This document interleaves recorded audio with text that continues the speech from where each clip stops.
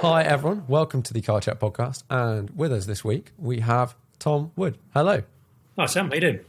Very good, very good. Can you tell the audience a little bit about sort of who you are, what you do?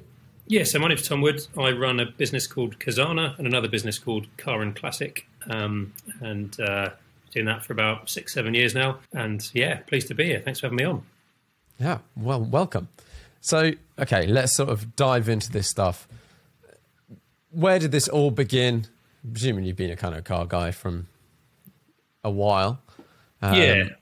I mean, originally it was probably changing engine on an Austin 7 at the age of about 9. But oh, nice. Probably it wasn't at that stage. It got better over time. But yeah, that was a bit of a restoration project we had back then. But so petrol's always been in the veins. But like this particular journey, I suppose, started about 7 years ago with a Jensen Interceptor, and someone offered me a Jensen, which was in reasonably sorry state, for about 11 grand up in Scotland, and I didn't buy it because I wanted some data on what was going to happen next, and that was the beginning of it all, really. So there's always been kind of quite good high end data on the GTO world of classics, but in the everyman world and stuff like that. Yeah, exactly. You know, there's a bunch of different sites and research kind of places that will do that. But the everyman world, it was pretty poorly served. So I couldn't find anything, frankly. So I wanted to start tracking some trends of everyman classics. And so it was a purely selfish motive. I wanted to start looking at data of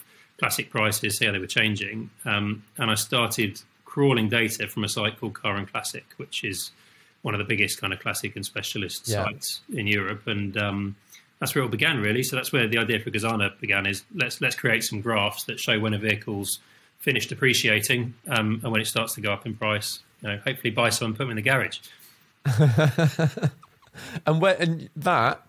What were you doing around this time before you said, oh, okay, I'm going to make this website that starts trawling the internet and gathering data? So I kind of originally trained as a software guy, and then was in banking for a little while. And then kind of previous career to this was buying distressed companies and turning them around. So we had a ragtag bunch of small and mid-cap companies in the UK, including the UK's last train manufacturer, a little company called Seven Lamb that makes like the steam trains you see go around Disneyland and stuff like that. It's a really cool little place in the Midlands. So I had run that for 4 or 5 years, and I sold out of that in 2012 and had some time and a couple of classics on my hand, and that was the origin of it all, really. And that was the start. Is it quite easy to pull data from random websites, for example? Well, no, Car and Classics, obviously, it's very easy for you now. Yeah, but scrapers. Can we get in, Sam? When you're starting out. I mean, look, I think, scraping is quite, or crawling on running bots, whatever you want to call it, is pretty kind of well known out there. Now, the world's biggest scraping company is Google, right? You know, Google scrapes every website to get their results in the listings. So it's a pretty mature bit of tech now. I guess you can either get someone to do it for you, you can do it yourself if you know the tools. And it was just that, it was a very low scale thing at the beginning. We were crawling a few little websites and just looking at listing prices and how they were changing over time, and just some really interesting stuff. Like I remember looking at MR2s and like generations of MR2s, and when cars tend to depreciate, right, when they're new. Although not at the moment. It's a really weird used car market right now. Loads of demand, not much supply. But they tend to go down and to the right over time. And then there's a point where certain cars become classics, right? Become modern classics, and they start to go up again. This is mirrored, isn't it? I say it that way. But yeah, the curve inverts and they go the other way. And so that was what I was looking for: is when does that stuff happen, and what should you be buying and putting in the garage or the barn or whatever to try and make some money on. How on because this sort of curve of you start with something that's brand new and it's this price, and it slowly goes down until a point, and then it starts going up again. But how on earth do you just decide if a car is ever going to bottom out? Obviously, naught is that's quite a hard limiter. But how do you decide, or how do you work out, or try and work? Presumably, you want to try and work this out when it's going to bottom out, and some cars never bottom out; they just go to the zero. Yeah, or go to scrap value, whatever. Yeah, I mean, let's not make your fun and exciting podcast all about the machine learning parameters of vehicle valuation. But I'm interested. I want to know, overall, how do you sort of come to these decisions and stuff like that? So, like, there's a number of different things that make a difference, right? I mean, the biggest impact on valuation is kind of the mileage of a vehicle, right? So, how much is it done over time? Although the importance of mileage goes down over time as vehicles become more and more classic. But you've got stuff like scarcity. So, how many of this particular derivative were made? A great example of that is like the 1M Coupe versus the M2. Yes, 1M Coupe, and the M2 was pipped as it was going to be the new 1M Coupe, right? But there's no scarcity around the M2. There are too many of them.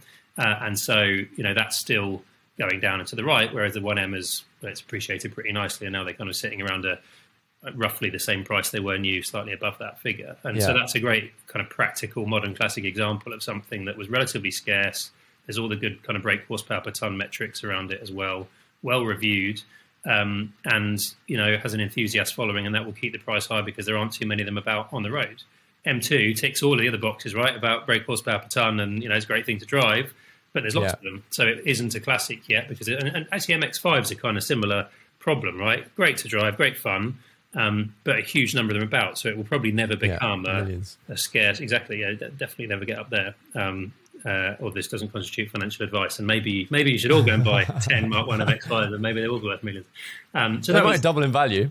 Because I mean, look at Series 1 Elises right now. There's some really interesting stuff happening there on values, kind of 20, 25 grand now, when they were 5, 6. So yeah, some stuff, and again, reasonably scarce, kind of unmodified and original cars, and this stuff has an effect. So there's a bunch of different parameters, and where we ended up with Cazana is the way this has been done for years by the traditional books, like the Glasses Guide or CAP, if you're in the trade, you'll know those kind of names. They used to get together once a month, nice bunch of blokes, and it probably was all blokes, and they decide, right, this month's value of a Ford Focus or a BMW 3 Series is this, and then they decide it next month. And so they're going to do this monthly editing approach to setting a value. And it's just wrong, right? Especially in a market now that's really volatile. The only way to do this accurately is to look at all these different parameters of the vehicle, and a human can never do that. So we grab all these different parameters, and then we use I told you it was boring. Use machine learning to crunch them into predictive value. I remember seeing it was on someone else's podcast recently, and they were doing most popular cars. It was 911s, and it was like most popular colors, and they were using sale price as an example of a way of picking it. And they said, I can't remember what they said the most popular color was. It was something like yellow, and I'm pretty sure everyone listening was like, it's probably not yellow. Like, you don't see that many yellow ones. Though, right, as well. I mean, there's probably, I'm not a big 911 man, so you'll catch me out on this, but there probably is a generation, right, or a certain trim of a generation that maybe looks pretty cool. And we had a 911 SC 1980 something or other on the, maybe 90 something or other on the site in yellow, and I thought it looked great. Yeah, absolutely. Certain cars, certain colours, etc. I've got a yellow 911 and it looks great. What you then get is your data points can get distorted. For example, I think what happened is at an RM auction, it was like a yellow 993 Turbo S or something like that, sold for stupid money. Like crazy money. And the data point they pulled out was like price and color, ignoring the fact that it was really rare and the guy just really wanted that car because he'd had it when he was 4 or whatever. All this sort of other factors. Right place, right time, provenance, all that other stuff that could affect exactly. It. Like just pulling out color doesn't really work in that way. Obviously, price is a bit more. You can look at these things.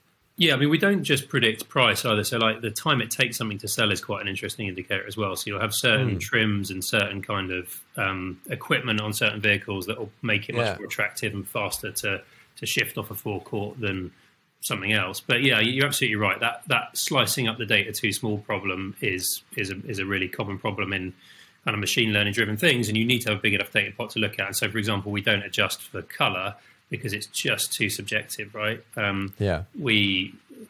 Cazana works pretty heavily with dealers, and we kind of create tools that allow them to do that research. So you can quite easily go and look at, right, let's look at all the 911s sold in the last month. Let's look at the colors of those cars. And you kind of make a manual view, right, okay, the yellow ones did do much better, or they didn't, or they sold much faster, or they didn't. Yeah. But that's at the end of that, it's a kind of manual. You can't slice the data up that far to start to price automatically on that stuff. There's always a human element to it, right? Around how does this thing actually look? Does that look cool in yellow, or does it look like a Kia Picanto? And Yeah, exactly. Sorry, Kia Picanto fans are only listening, but my guess is there aren't too many. Certain cars, certain colours do not work, and I'm endlessly surprised by the number of cars I see who are just like, oh my god, that is awful. Yeah. So okay, so you're pulling together all this stuff, and this data goes, like you said, does it go to dealerships and people? Do they subscribe to like a service? I don't know how that works. So we've got little web tools that you can log into and use, and we've got APIs that they kind of plug into their systems as well. And we work pretty heavily with dealerships, and then our other big customer group is insurers. So obviously, if let's say you've got a car written off, especially a special car written off or stolen, it's typically been pretty hard to get an automated value on that. Kind of goes into a manual assessment process, and someone kind of takes a view on what that's worth. You know, what is a blue F40 worth? And there aren't too many comparables, right? It's kind of difficult. So we wanted to create some research tools that allowed insurers to get to those numbers faster. And so that's what the insurance land uses us for being able to price on every kind of vehicle. And obviously, blue F40 is an extreme example, but if you look at electric vehicles, kind of that traditional editorial approach, we haven't got a clue what they're worth or what they're trending to be worth over time. So, that's one of the things that we fix is being able to automatically value an electric vehicle today and in the future, which has been something that's pretty hard to do, right? Because all of those brake horsepower per ton metrics don't work anymore. How do you do it? And so that's, we bring loads of data into the pot and ask the machine learning to come up with the answer for us. So insurance and retail are kind of big sectors in Cazana. In terms of, okay, so, and you've got your head in some of this data. So let's say like electric cars at the moment, like you said, it's a really interesting one because it's so new and no one really knows how these things are going to go in the future. How has the trend been? Has it been sort of conventional car, I don't know, middle of the range, Audi, whatever, massive drop off at the beginning and then stabilize over time? Or have they been a bit different?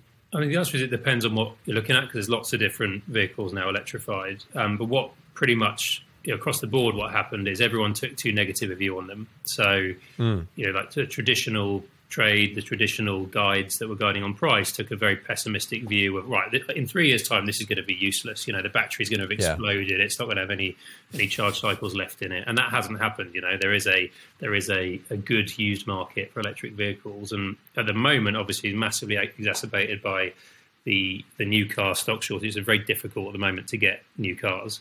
And so there's a bigger proportion of the public that now want a car as a reaction to the global pandemic.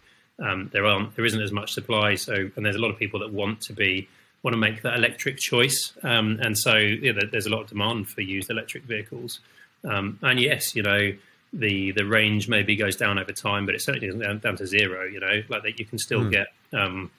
Anecdotally, our builder in London has swapped his diesel Transits for a few Leafs because you can kind of rip all the back seats out and buying a used Leaf is pretty cheap and he doesn't pay any congestion charge and, you can roll around town in these things and charge them at the yard or whatever and it kind of works for him. So there's all these use cases that people didn't really think about that are keeping the value of those cars pretty high. So, I mean, I would say not substantially different from a petrol or diesel fueled vehicle effectively, but they've been underrated. So, what you've seen come into the market off kind of lease deals and stuff like that is some cars that were kind of a bit underpriced. And so there've been some good bargains you can pick up on electric vehicles over the last couple of years. I think that's kind of finished now. And especially at the moment, everyone's desperate for stock. So people will buy whatever they can get their hands on. Yeah, I got so many stories of friends. Someone went into a dealership. He wanted to order it. I think he was trying to order a new Range Rover.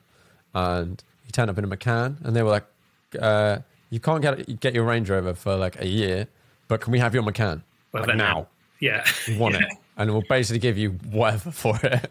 It's crazy. If you look at franchise forecourts who, traditionally were fairly strict on only retailing franchise cars and had all kinds of brand controls around doing that. They're because of the stock shortages that they'll retail not anything. I'm talking down some of our retail partners, but they're very keen to get cars in as Part X, so they've got stuff to retail because it's really tough right now to get stock. And you've seen kind of startups, like Motorway, and you've seen those guys, and you've seen companies like We Buy Any Car that buy direct from consumers. They're going through the roof because people are desperate to buy cars off consumers, and values are going up. Right, values are up this year.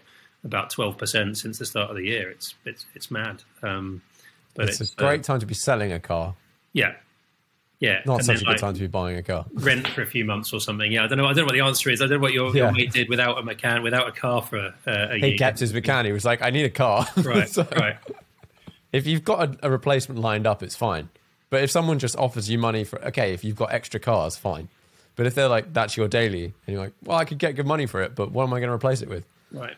Like, yeah. I can't buy another one. Right. Yeah. It's tricky. And yeah, no real end in sight for the shortages. It's all driven by the kind of semiconductor shortage on new cars at the moment. And they're saying that could be another 18 months of kind of difficulty on supply chain. So yeah, it's not going away anytime soon. So yeah, you can get great money for a used car right now, but don't be left without one. Yeah, exactly. If you've got extra and you feel like you want to get rid of spare now, cars, it's a good time. Yeah. Speaking of getting rid of cars, Car and Classic, where did this get involved? How did you decide and get involved in Car and Classic? I've always loved that site. It's been around since about 2005, and it still is a bit Web 1.0. You know, it's when we bought it, it was very Web 1.0, and it was kind of an accidental success story. So I know when we chatted before this, I don't think you use it much or kind of seen it much. I've basically not used it. Tom called me up and said, like, oh, like, you never seem to mention Car and Classic. I was like, no, like, do you have something against it? Or, like, you know, have you got some sort of deal where you're not allowed to mention it? It's too ugly, isn't it, Sam? It's too ugly. Let's be honest. I just don't use the website, and I've never really come across it. So it's not intentional. I've just not used it. I haven't taken it personally. It's all right. Yeah, so I've started looking at it. Good. Well, I've won a customer out of that. That's great. Yeah, I mean, look, it's got the most weird and wonderful selection of everything on it, and it kind of always has. And because it's free, it's completely free to list, whether you're a private individual or a trader. It's never had any barriers to people putting stock up on there. So people, you know, our biggest traffic day is a Sunday, like the Sunday browse effect, right? Of what could I put in the dream garage? What could I have there? And oh, there's a weird 3-wheel thing made in France that I've never heard of before, right? It's like there's a great discovery journey that happens on it, you know, alongside GTOs and iron stuff and everything in between. Yeah. And so I first tried to buy it in 2012 because it was run by a nice bloke called Tony, basically from his bedroom, that had built this accidental success story. So when we bought the site, it had about 2 million people a month coming to visit it, about 15,000 classic and specialist cars for sale on it. So it was a big old beast. I think the biggest in Europe already at that point. But just like totally underinvested, you know, the only money came from advertising on the site, kind of spammy. They weren't kind of charging for any of the services on the site, and therefore they weren't able to invest in improving it, right? It was ugly, search was tough, like it didn't work on mobile, all of these kind of things. So we failed to buy it in 2012, but eventually in 2018 we did a deal, and so Cazana acquired Car and Classic, and we brought that into the group. And the first year was just like weirdly building a business, because we had all this traffic, all these cars for sale online, but there was like, you know, the code was a mess. There was no team at all. There was one lady who's still with us called Jane, who kind of did customer support, but nothing else, right? So this business kind of what's a good comparable of size? Like it's about a fifth the size of Auto Trader, which employs about 800 people or something. Okay. And this had Jane.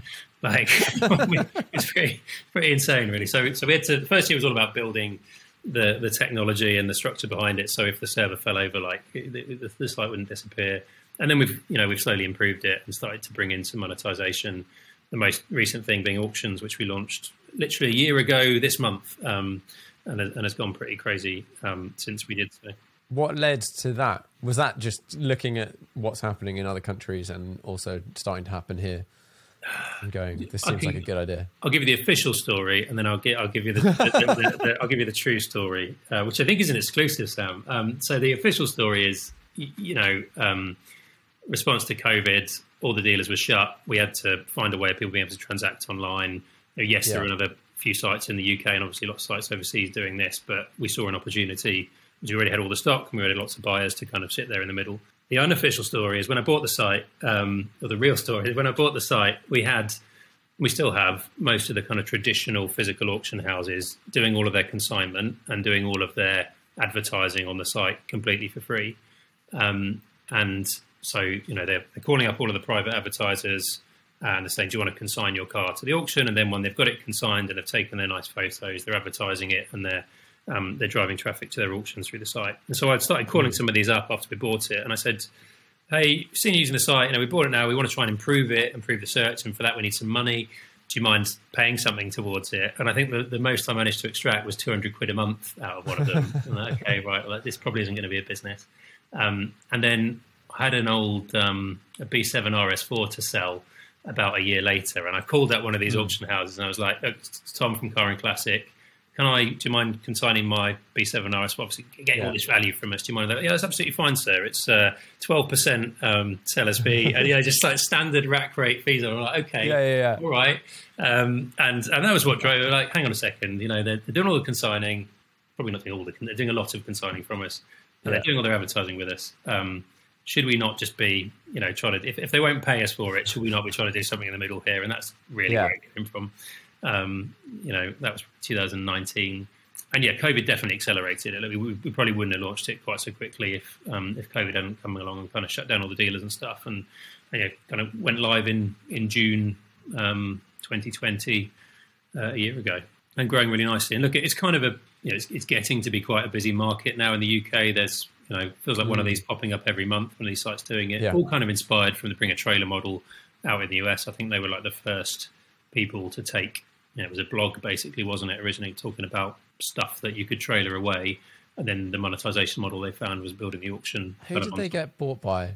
They got bought by someone big. Hearst Media, which is like a big publisher that they own Black Book, which is one of like US valuation companies, and a bunch of other like magazines and stuff. It was about a year ago, I think. Still seems to be going really strong in the US market. So we looked at that model. The thing that we wanted to build in ours, and the thing that took us the ages to get live, was fully replicating the experience you get in a physical auction. And for us, the bit that was missing is in a physical auction, if you go and sell a 250 GTE for 400 grand, you are not worried about that person coming to your house with 400 grand or doing a bank transfer to 400 grand on your living room table. It feels a bit grubby, right? The great thing the physical auction house experience did was it dealt with that for you. So they deal with that transfer into your bank account, less the commission. So for us, that was really important to kind of replicate that experience. So what took us ages was kind of getting the banking licenses in place and the systems in place to be able to do escrow. So with the Car and Classic auction, when the hammer goes down, you don't just kind of pay your commission, you pay the full fee to Car and Classic, and then we pay that fee less our commission out to the seller of the car when both parties say they're happy. So when the seller says, yep, I've done that transfer, I've given them the keys, and when the buyer says, yep, I've seen this, the condition is good, it's as described, and I'm happy to release the funds. So for us, that was an important bit to have kind of that was the missing part of the online auction experience, because then you haven't got that sketchy money transfer piece that just the like, hey, you chat to you over there and should be good. And there are some horror stories around that, right? Like, I'm not going to name names, but there's a few like, oh, the hammer's gone down, great, we've taken off 5% off you. There's one in particular on the forums. It's a 911, I think it's GT3, and it's they're like, here's a guy in Hong Kong, here's his email address, like no address, just like email address, best of luck, off you go. And you got to go and try and sort that out. And I've got no idea, the import export side of that, but the money transfer and the currency transfer and all that kind of stuff. Like so we didn't want to be expensive lead generation. We wanted to be, you have sold that car, hammer's gone down, we'll deal with that bit for you. And that makes our life a lot harder, right? Because there are people that have issues with cars when they transfer. There are issues occasionally with condition, and we sit in the middle of that, and we arbitrate. We make sure that the car goes to its new home, or if it doesn't, we find out why, and we sit there in the middle of that transaction. And we reckon that's important, right? If we're going to make a dent in the physical auction space. Do you see any cars, or do they all get so they send the photos, post them on the blah blah auction, and then it's all happens, or do people look at them and stuff like that? Oh, we see every car. So the people that write about the car are the same people that go and take the photos, and they go and kind of there's a tiny number actually of overseas cars we're starting to bring in where it's user submitted photos, and we always call that out on the auction listing. So you'll see maybe 5 on the site that are like that. But other than them, we go and see every single car. We get underneath it. We take photos of all the nasty bits, and we try and describe it as accurate as we can. It's what you need. You need someone that's not involved, basically, to go and, poke it apart. Because if you're buying, I think most people now are comfortable with buying stuff over the internet. Definitely COVID has accelerated that massively, buying cars without seeing them. As long as you know that when I do go see it, as long as it is what it is, great. But if I trust someone else and there's enough photos and whatnot, then should be all right. We've also got, that's a pretty awesome proof of what they said it was, right? It's not like you're not relying on a 6-line advert and 6 photos. Yeah. You've got 200 photos here in a full descriptor. So if something isn't working that is described as working, or one of those photos is, this was clearly taken 5 years ago and actually that's now rusty, you've got some really nice proof, as to, well, that isn't what you said it was. So yeah, look, I mean, I like the physical component of cars. I like going to the events and so on. I kind of enjoyed, to an extent, rolling around on a cold aircraft hangar floor, looking under cars and checking if they're okay. But the reality is, for most consumers, it's a better customer experience. But to sit there on your sofa, browse 200 images, read an editorially written description, and take time. Our auctions always last 7 days. So you've got time to make your decision on it, as opposed to this car's now on the block and you've got 30 seconds to fight over it, and that's it. So yeah, we think that's the future. I'm sure there will be a space for events, especially in the high end stuff. That is more of a champagne drinking fun day out, right, than it is a transactional focus. And I'm sure those things will remain. But for us, for the mass market of classics, this is the future. Like you said, there seem to be a lot of companies springing up, and I don't really know how it's all going to pan out, because the more and more and more, ultimately, you get to a point where you're like, okay, this is another auction website or whatever. But presumably being established to start with is a good starting point. I think brand's really important, and I think those consumer experiences through it are really important, and I think people will make or break reputations off the back of that. It's probably relatively easy to spin up a site and do the introduction bit, and there's technology you can license to do that. It's also a big market, right? 26 billion pounds worth of classic and specialist cars retailed annually in the world. We've got a couple of billion pounds worth of transactions that happen through our platform every year. So there's plenty for a few players to exist in that space. But yeah, it does seem to be obviously. Lots of people have been inspired by Bring a Trailer and have seen the sites kind of popping up, and everyone's having a bit of a go on it, aren't they? So yeah, it will be super interesting to see how it pans out over the coming months and years. But it's definitely here to stay. I mean, it's not like with some people feared with kind of lockdowns ending and dealers reopening and auctions reopening, physical auctions reopening. This online retail thing will go away, and it's not. It's really stuck. If you look at same kind of thing in the modern car world, right? Your Kazoos and your Cinches are still, thriving and growing really fast, despite the fact that the lockdowns have ended. People, a big chunk of the population are very happy to transact in this way online. Yeah, and I think I might be wrong, but I think there was a little bit of an illusion that people like going and looking around used car dealerships and showrooms and whatever. I don't think people really do. I think some people do, and sometimes it's fun in an afternoon to just go and have a whatever. But if you're looking for a particular car, you basically want to find the exact car you want before you go and visit it. You don't want to visit 5 that are not what you said, or what they say. And I think it's changed a lot, where people are like, well, I don't actually have to waste this time anymore. Now that this stuff is out there, more eyeballs will see it. Like I know a couple of talking to another auction house, they were saying they get a bunch of dealers list their stock within their auctions, because just not that many people see that particular dealer's website. Yep. And they could have a car that's just not selling, and it could sell for more, and they do often, they sell for more than or the same that they were listed for, but hasn't sold for a year, by listing it online. Yep. Yeah, I mean, we see the same thing. So probably 25% of our auction stock is dealer stock coming in, and it's all about getting more eyeballs digitally on it. I mean, I completely agree with you. I think there's still a physical component around buying a premium car, I'm gonna get banned by Kia or something. But maybe if you're buying an A to B car like a Kia Picanto, then you don't need to see it and smell it and sit in it and test drive it and those kind of things. Or if it's modern and you know what it is. Yeah. Like if it's 2 years old and you've driven another one, they're probably going to be the same. Yeah. If it's got a warranty or whatever. Totally. Yeah. I do think though, in the kind of the premium or the more premium end, there is a, we both love cars, right? There's an element of the smell of it and the feel of it and the feel of the switches and the button, that kind of stuff, that if you haven't driven one of them before, there's still a need to go and physically interact with that, right? Yeah. And so I believe there'll be a physical component, even if you're doing the lead gen bit first, right? So even if you're finding it, you're putting your name and your deposit down against it, there's still but I want to go and see it and interact with it. Yeah.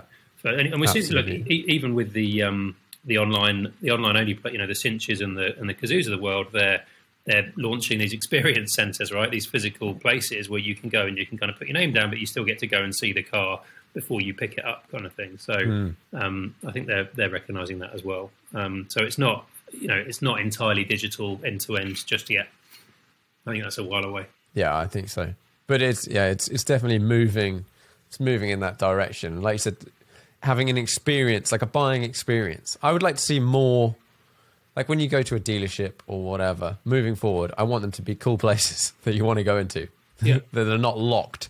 Yeah, and you get welcomed into, and you get welcomed to browse and those kind of things, right? Yeah. I think that's presumably turning up in a blue F40, you do get welcomed. Actually, thinking about it, but that whole thing around what we turned up in, right? That has an effect, no? But when you're turning up to buy an F40 and you're just in t-shirts and shorts and you've come on the tube or whatever, you don't get treated the same. No. Some places you do, some you do, but a lot just go like, yeah, whatever, like. You can have a look around. I hope that's changing, right? As a new generation kind of comes into wealth and perhaps isn't wearing 3-piece suits all the time. I hope that's changing. But yeah, I'm sure there are still old school elements to the trade, right? That still exists in that whole. Yeah, does he look like he's got it or not? Is that is a part of the decision making? I as a man that only ever wears t-shirts and shorts. Like it's like I don't like that either. Yeah. I think it's definitely changing, and the places that don't do it are suffering because of it, whether they know it or not. I remember it was always. I used to live in South Kensington, and down the road was the Lamborghini showroom, and it used to be locked. You used to have to buzzer to get in, and I mean, not that many people actually go into like a really high-end showroom anyway. Like they don't just like turn up and go, oh, it's a Bugatti showroom, I'm just going to walk in and look around. I don't think many people have this sort of idea that they can't go in. Yeah. They're like, oh, only if I've ordered one can I sort of go in the showroom.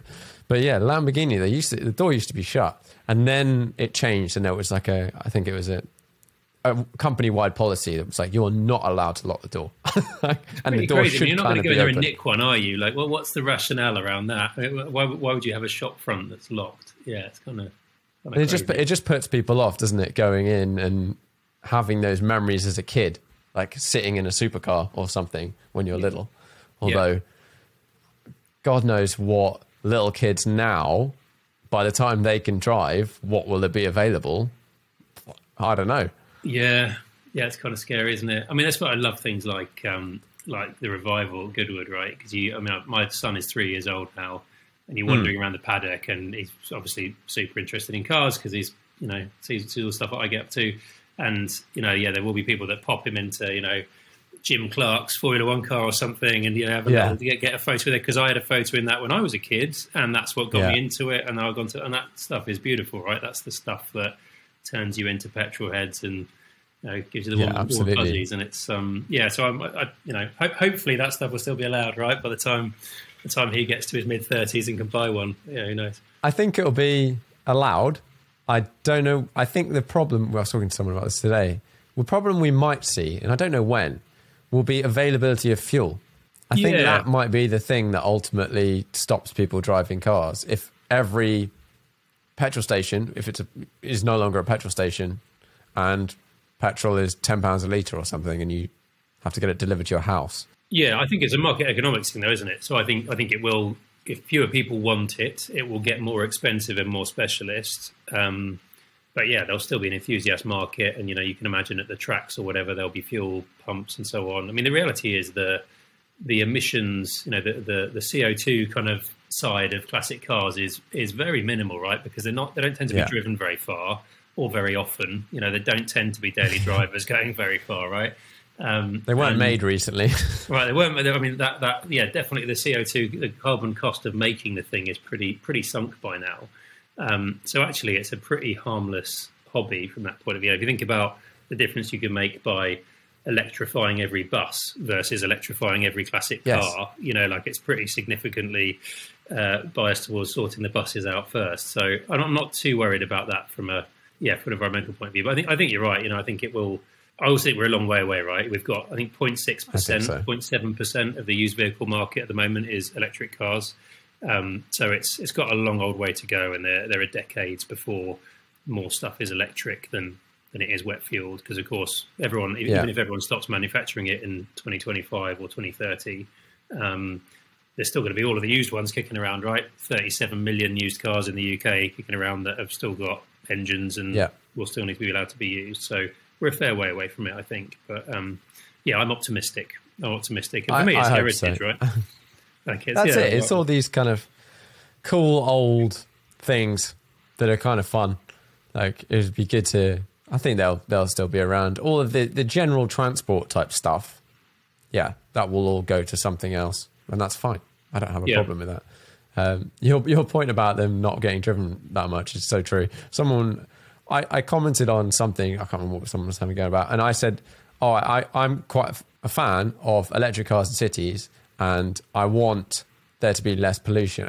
We were talking about the whole Audi Dieselgate thing, and someone was looking at suing or saying that they're going to sue because they got sold a car that had the wrong whatever.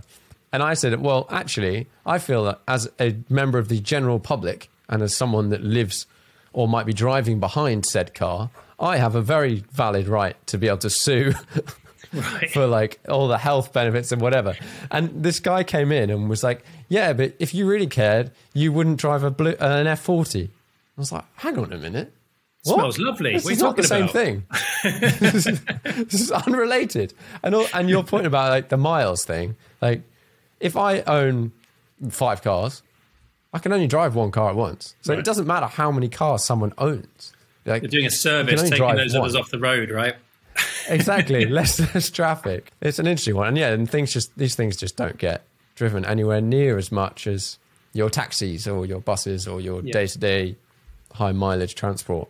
No, I cycle a lot in town, and the things that, belch fumes at you and are horrible when you're cycling along are the buses and the TX4s or whatever, like the old taxis that still run kind of Gen 1 transit engines or whatever they're running in them. And it's awful, right? And you drive behind a relatively modern Euro 6 car, and actually it's not too bad at all. And obviously, EVs also great around town, but I worry a little bit. Everyone's a bit extreme around these things. Like everything's got to be an EV overnight, and actually that's not going to be practical for lots of use cases, right? If it's a truck trundling along a motorway, not near any children, right, then actually it's probably fine carrying on being diesel for quite a long time because it's efficient. It can do long distances. Like we don't need to go and electrify all of those overnight. But like London delivery van probably should be electric, right? Probably makes quite a lot of sense. Yeah. You can go and charge it up in depot. But it's about balance, and I fear a little bit that everyone's just flicking this switch to, everything's got to be electric now, and obviously the classic car electrification seems to be beginning, right, around... What do you think of that? My personal view, look, we've got people advertising electric classic cars on the site, and everyone's welcome, right? My personal view is that's part of the appeal of a classic car for me, right, is being able to double the clutch and downshift and have it's just, and the sound and the smell and the experience of that is all part of the piece of art that you're driving, right? So for me it's important not to take that bit away from it, and I think there's enough of the market that feel like that we're not going to see high percents of the classic cars kind of converted, but each to their own, right? It's still, and it's not that cheap to convert something, and I think there's a case for all of these things. If you live in a city and you want to drive a classic around and you're conscious that you don't, you want the EV benefits of it, or you have a car that had a pretty crap engine to start with. If it's like Beetle. If it's one of those, like, yeah, exactly. Like one of those use cases where you're like, this doesn't really matter, and this might be quite fun as an electric. Maybe like an old Fiat 500 or something. I'm sure they definitely had a bit of character, but as an electric car, probably pretty great around town. I think it's a cool way of getting new adopters, right? Like if you think about, so ignore the people that are already into their classics, and you think about someone that lives in town, loves the look of an old Beetle, but wants to be, uber eco-conscious around it, and then that's an opportunity for them to have one and electrify it. And there's another new person in the classic car world that is advocating the benefits of driving something different, unique. I think that's kind of cool, right? So I'm not completely anti it. I would never do it, right? For me, it's an important part of the heritage, and I think these are a lot like art. It's beautiful to see them on the streets. It's beautiful to see these things that mean. I've got an old Rover P5B coupe, and every time you fill that up, someone comes up to you and says, "My dad had one," or somebody I used to know had one, and there's always a little chat about it, and that's beautiful, right? Especially in Britain, where we're not the most open about kind of having those ad hoc conversations. That's great, and I think it'd be a great shame to lose, and I don't think we will. And it's it's difficult the eco stuff, because where do you stop, right? So is art then a bad thing because people travel to art fairs and travel to art auctions and like you pay money and use chemicals to restore art? Like where does it end? We've still got to have some fun, so balance is key. Yeah, I remember. I can't remember. It was a while ago when was it two strokes motorbikes banned at one point or something? Are they banned now? I know two-stroke outboards. You're not allowed to sell two-stroke outboards anymore. I know that. So I think it was it's the same on motorbikes. Yeah, it was something like I can't remember what it was. It was almost. It was back when I had a motocross bike, and there was something coming in, and people didn't want four-stroke bikes because they were heavier, and then they sort of replaced them anyway. But someone compared. It was like the emissions from. I think it was like all bikes of all time was the same as one super tanker coming from China to the UK. Love and you're like, okay, like, yes, there's certain things like cars being more electric and stuff like that, and I know it's part of a bigger picture, and I'm definitely for the bigger picture, but we really should focus on some of these things, like, if we can, that make a huge difference. Let's look at the data, and do the things that make a big difference fully. Like my house is covered in PV. I quite like PV as a way of like generating free electricity for using it in the house. Makes quite a big difference. Happy days. But as I said, and I'd love to. There must be some data out there, right? If you're going to electrify every classic car, A, what's the carbon cost of making all the batteries to do that? And B, what difference is that actually going to make to emissions at the end of the day? My guess is probably going to have a harmful effect as opposed to a beneficial one.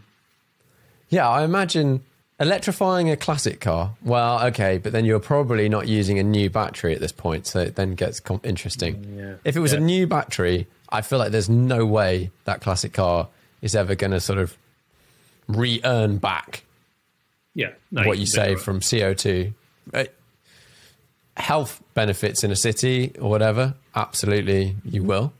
Like I do feel bad if I'm driving one of my cars that's got no cats or something, and there's someone behind you. You're like, I know what that's like, and that's awful. It's definitely it's difficult in cities, isn't it? For years we lived in central London as well, and it's just no fun either, right? There's so many speed bumps, and old car suspension isn't as good, and it's the fun is still like a Sunday morning run around town is still a nice thing because the roads are kind of empty, and as parts of town it's okay, but becoming limited, right? So you can kind of see the argument for electrifying perhaps from those specific use cases, but I'm sure most people with classic cars live in the sticks, and therefore very little point in it.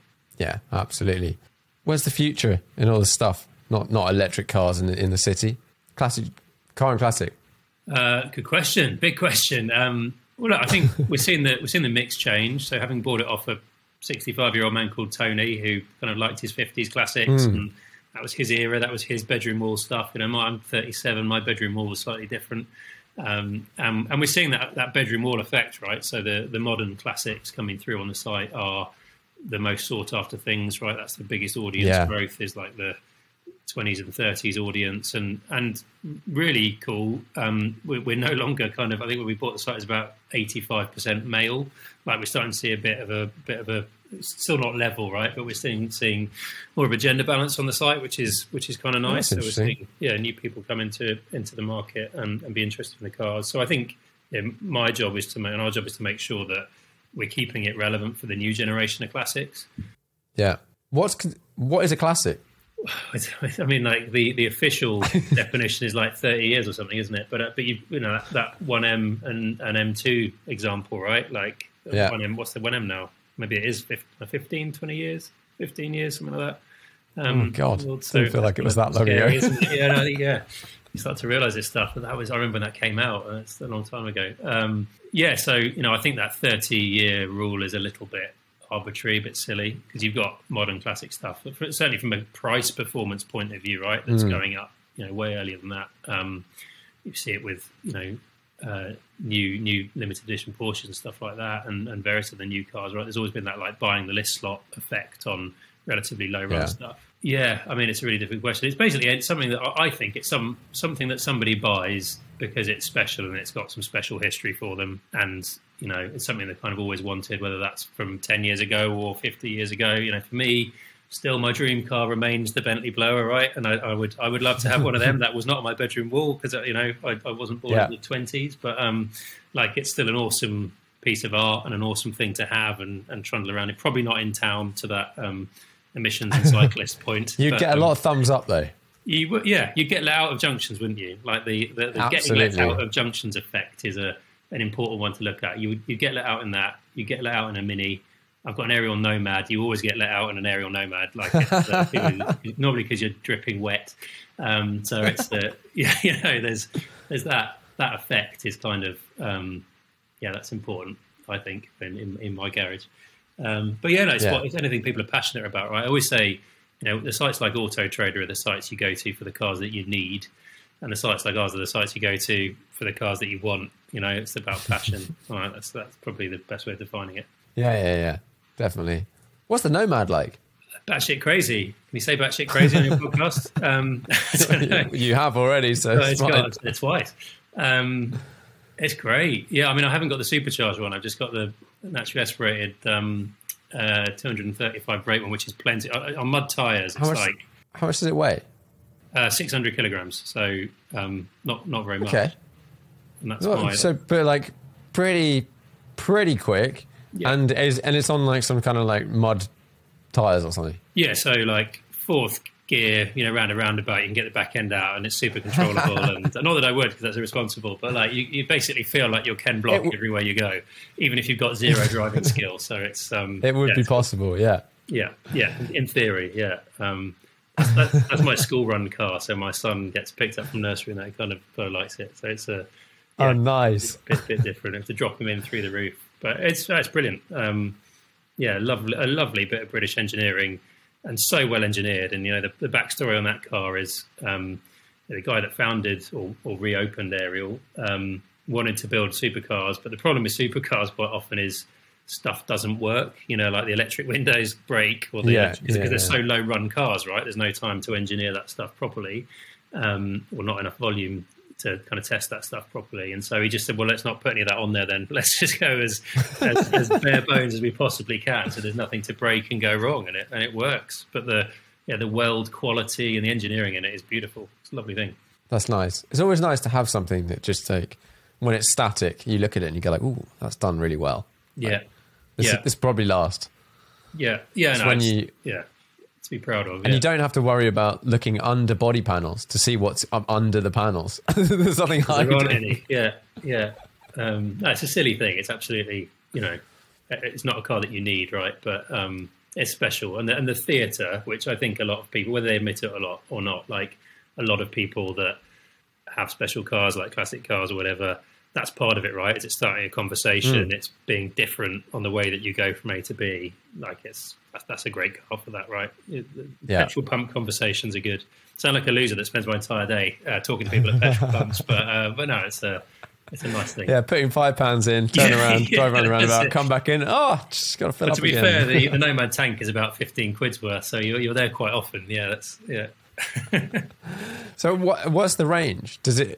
is it a problem or not so bad? I mean, look, you don't do kind of crazy distances in that car. What is it? The tank is probably 20 litres or something. It's not very much. But you don't, I mean, it's quite noisy. It's quite a noisy place to be. And where we live, like, there's a lot of dirt tracks and stuff. So it tends to be just like a hour or so blast. It's probably more like your crosser, would have been back in the day. That kind of use class than anything too short, fancy. sharp, fun. Yeah, quite.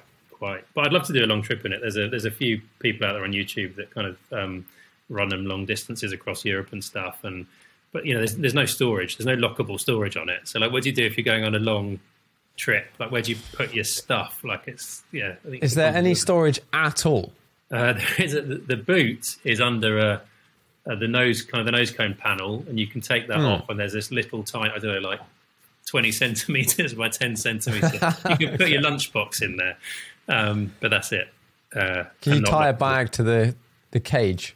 Yeah, you could. Yeah, I mean, that's what people like. Literally, lock a bag onto the cage. And that's about it. But not a very practical thing, but great fun. Do they have a spare tire on the back? Yeah, that's an option. Sometimes. You can. Okay, so you could like attach one of those big bags that people get on the top of that. Yeah. Or drive with someone else who's in another car. Do this trip with a friend. And then you put your bag in their car. It all becomes a bit Bezos super yacht at that point, doesn't it? When you need another super yacht to carry a helicopter because you can't fit it on your first super yacht. Yeah, that's true. No, you just put your luggage in the passenger seat. That's it. No passengers. Yeah, that's the key. But yeah, I need to do a long trip in that one.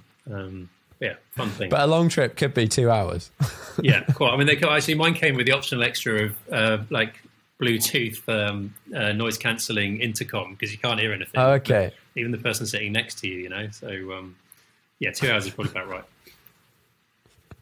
Well, they are fun things. I'm definitely keen to have a go in one on one because they look suitably stupid. Like, kind of a Caterham, but kind of blown up, like inflated in some way. It's like Tonka toy thing, and it's got the four lights across the top, which are completely pointless because when you turn them on, you can't see anything because they backlight the windscreen. but it looks really cool, so that's good. That's brilliant. Right. Well, I normally wrap these up with 5 questions, which I haven't prepped for, which I'm not at all worried about. Yeah, that's key. That's a key part of it. Right. Not having prepped for them. Do you have a most memorable driving trip or journey? Yeah.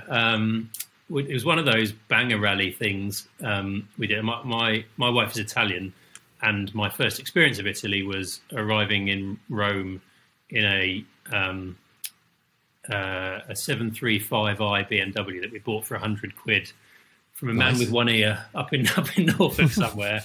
On one of these kind of, you have to buy the car for less than £200 and drive it. And we got it to Rome. It was called Home to Rome, so we go from London to Rome, and then you're supposed to scrap the car when you get there. But I loved this thing so much. It had done so well. We had that and my mate had a W124 Mercedes Estate. We've got to take these home. We've got to keep these because we love these cars so much. And so we drove back from Rome via Munich on Oktoberfest. And the BMW had popped the auto transmission fluid coolant radiator had mixed with the main fluid. So it was pumping cheese around the cooling system, right, since Rome. And it still made it home. And it's still, and I think we sold it for £300 a few years later. I just, those experiences with a bunch of mates, it's brilliant. That sounds very good. Yeah, no. Bunch of mates, slightly stupid trip that needs to be. I've done a bunch of trips over the last couple of years to sort of slightly silly cold places like Sweden and stuff like that. Yeah. And the one thing that I've sort of learnt from this is the more difficult you make it, the more memorable it is. Like the person that sets off in a Range Rover doesn't have that much fun. They get there. Everything's uneventful. Yes, there is an extreme. You don't want to be at the extreme where your car has no range and breaks down every 5 minutes. But I did a trip to Sweden and back in my old 911, and that was wicked. And we've had a few cars on the trip that are pretty extreme, and it's so much more fun. Yeah.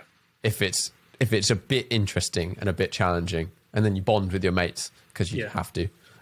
Yeah, yeah, yeah. Not fit for purpose is ideal on those trips, right? That's what you want, really. Yeah. But you're right, not too extreme. We did a charity thing. So the Cazana company mascot is a thing called a Bambi, which is a 1984 one person, one seat. It's like the poor man's PLP 50, basically. That I bought a few years ago, and we did this charity run in microcars down London to Land's End.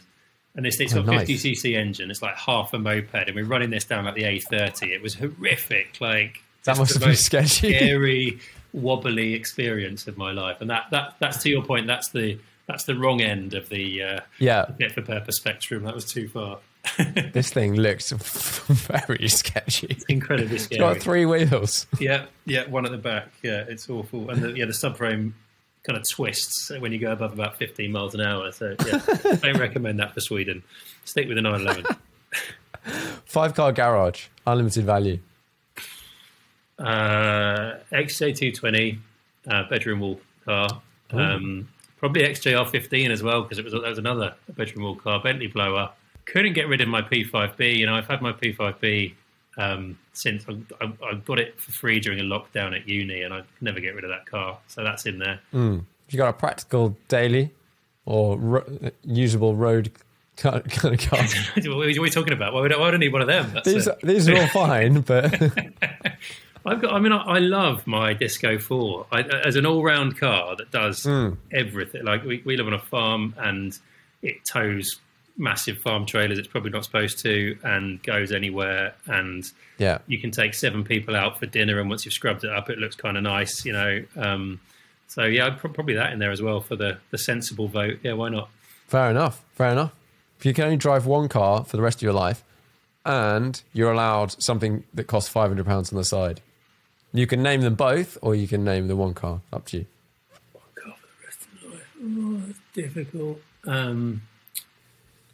So it would I'd probably go, it'd probably be Rangy, wouldn't it? Just as the all-rounder to do everything for the rest of life. It's a new Rangy, and then 500 quid. Probably one of those. You probably pick up a Robin Hood something, or like the Lotus 7 kind of kit car thing. You probably get one of them for 500 quid, aren't you? And they're pretty good fun. Like for the money, there's probably not much more fun than that for chucking around and having a bit of fun with. And you can tow it with the Rangy. So, yeah, I reckon I do that. Perfect, Gio. Like sideways, but not on public roads. yeah, exactly. Your dirt tracks and all that. Yeah. What do you think is the most undervalued car at the moment? What should be worth more, or will be? But I just impulse bought I've never seen it. It's just gone straight into storage. An E38 BMW, and that's I've just always wanted one. It's got a 740, low mileage, like full service history. It's a lovely. I'm not trying to sell it. It sounds like I'm trying to sell it on the podcast. Coming to the website soon. One lady owner. And I think that shape is cracking. They're like bulletproof. The problem with them is relatively too many of them about still, but like good unmolested ones, not too many around. So I think that's an underrated car. And I'm biased because I've just started speculating on one. But, I could have paid $5,000 for it, and they're already nice ones already up at 10, 15, well looked after. So that seems like a decent purchase. Solid car, cruise around in it. Yeah, everyman car. You fit the kids in the back. It's a very usable modern classic that's a bit special, like a bit different from the modern stuff out there. I've just had one pop up, which I think a 750 IL. Yeah, I presume this is an 38 as well, and it's got like pop down bits in the back. Yeah, and it's got a telephone in the. Do you have a telephone? I've got a business telephone in the middle. Nice. Yeah, I don't know if I can get a SIM card for it anymore. It's probably like a massive SIM, but it has got a business telephone in the middle at the front for business use. So they're hilarious. Yeah. Right. Final question. Most interesting car to you at the moment? What you're Googling? What you're looking up? Do you have to be modern or anything? Nope. Anything. I've always wanted one of these. So, like, there's lots of like things that turn you into a petrol head, right? There's like the early experiences, like restoring the Austin 7 with Dad and stuff like that. But definitely top trumps have got something to. I don't know if you ever had like top trumps of the. You have the cards of the. So there was. Yeah, I did. I don't really remember any of the cars, but so I recently, so like 3-year-old, bought him for his birthday the same set of top trumps that I had as a. Oh, nice. Must have been an 8-9-year-old, and you start to see them again. I recommend it as like a. Going back a bit, and you start to remember all these cars. That was the one that always used to win, and so one of them in this pack. Was called a Robert Jankel designed Tempest, which was a Corvette that had been heavily breathed on by this guy called Robert Jankel, whose main gig was like, have you found it? Have you? It's a cool looking thing. I don't know if it is a cool looking thing or just, I think it is because it was in my top trumps and I always used to win. Yeah. And there are some of them about. There's one on the roads in the UK. Classic and Sports. I did an article on it a little while ago. It's kind of called a convertible one, and there's about 10 left in the world. And it's just a fascinating story. Like the guy wanted to just beat every other car hands down on all the stats, basically. So put this ridiculous tuned motor in it. 7-8 litre motor with a couple of superchargers and just made this ridiculous thing. And I really want one. I'd really love to see one. If anyone out there has got one and would like to do an article and come drive it, I'd love that. And it's just one of those like super low run. You're never going to see another one. Special thing. Yeah. Are they worth money now? Because there's none of them? Or no idea. You know what? We were good at valuing cars, but when there are 10 off of them and they're as rare as that, I don't know. I mean, I presume so. You never see them. It's one of those things. I don't know if you do this, but I've got Google Alert set up for the special cars that I want, right? The really rare stuff. Yeah. And I have a Google Alert set up for this car just to see if anyone ever pops up for sale, and it's never happened. Yeah, it'd probably be one of those. It's one of those things that comes up for sale, and they're like, "How much do you want for it?" Like, well, how much you bid? And you're like, well, I've no idea. Yeah. There's no market for them, but yeah, that's probably one of the kind of the petrol head special cars, right? That put me on this path and got me working in my hobby every day. So yeah. How did you buy this top trump? I'm now intrigued by this top trumps. Can you buy them just off them and be like, I was this old, or how does it work? I remember what was on the front cover. So on the front cover of mine was a red Countach, and so I basically searched for what was the top trumps deck with the red Countach on the. It's called Supercars of the 80s or something, and So Google it. Yeah, Google top trumps car, like Google image search it, and you'll suddenly remember. And then it all comes back what you were doing. You'll be like, oh my god! I think for me, I feel like there was like a McLaren F1 or something on it. I don't really remember. I think it probably was. I'm going to find. It's all sorts of top trumps rubbish now. Bugs, birds. Fun weekend activity. It's good. Well, that's a good one. You're definitely going to waste about half an hour of my time after this trying to find the good stuff. I apologise for that lack of productivity. Yeah. Well, thanks very much for coming on the podcast. Really nice meeting you, Sam. Thanks for having me.